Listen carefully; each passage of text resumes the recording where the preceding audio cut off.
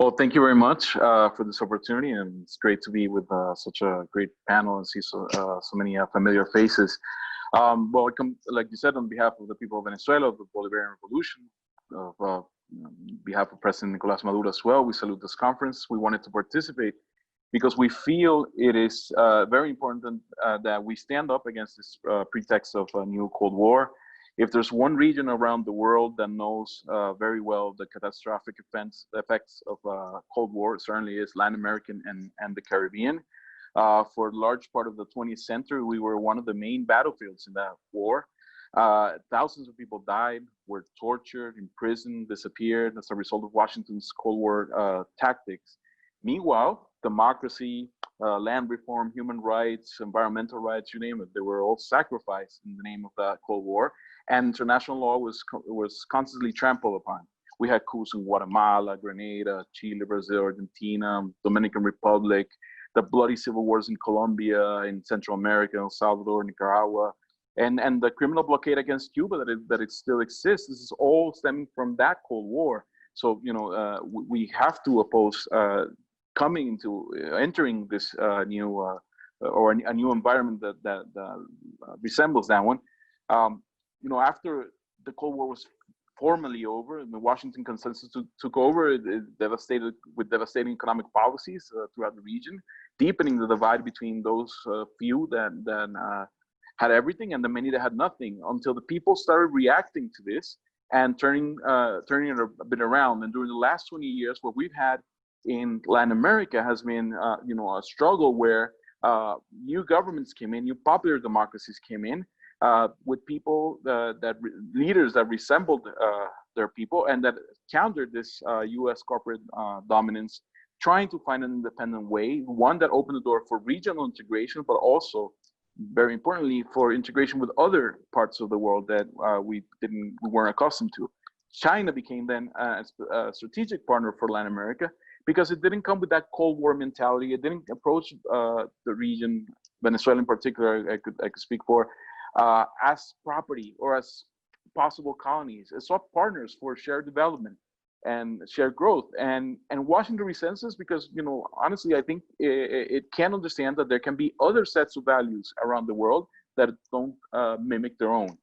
The United States has never looked at Latin America as a strategic partner, but rather always from an imperialist and from a supremacist perspective.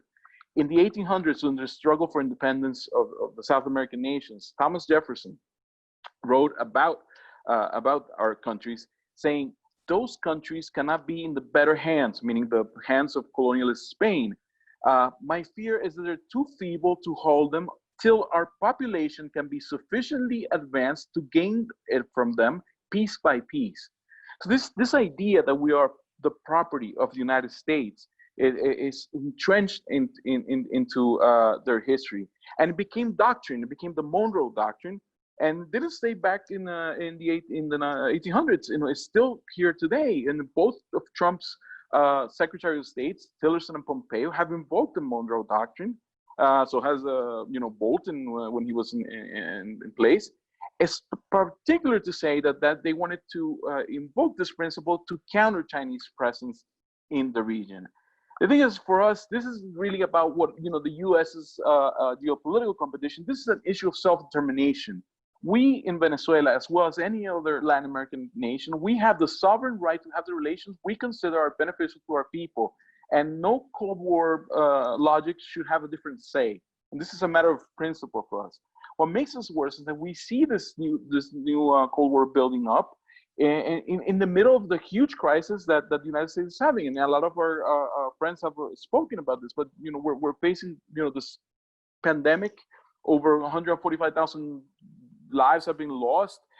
More than 40 million people have lost their jobs. And it's disproportionately affecting the poor, the racially discriminated, the homeless, the undocumented workers. And so the United States seeks again to turn this into an issue with a foreign threat, and looks for China. And by the way, it's not only this administration, but you see the discourse of the possible alternative, and they're all trying to exacerbate this shady threat.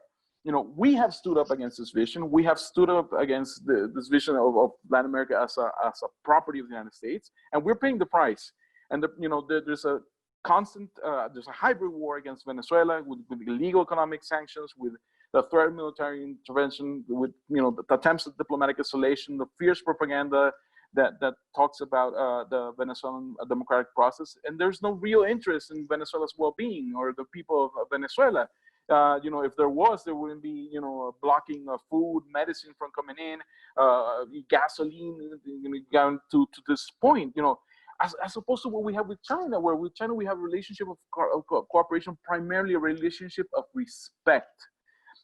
China has been a key ally for us in this COVID-19 crisis. In the middle of this blockade, we've received help from the technical help. We have the teams working here in Venezuela to allow us to craft up our policies to deal with this.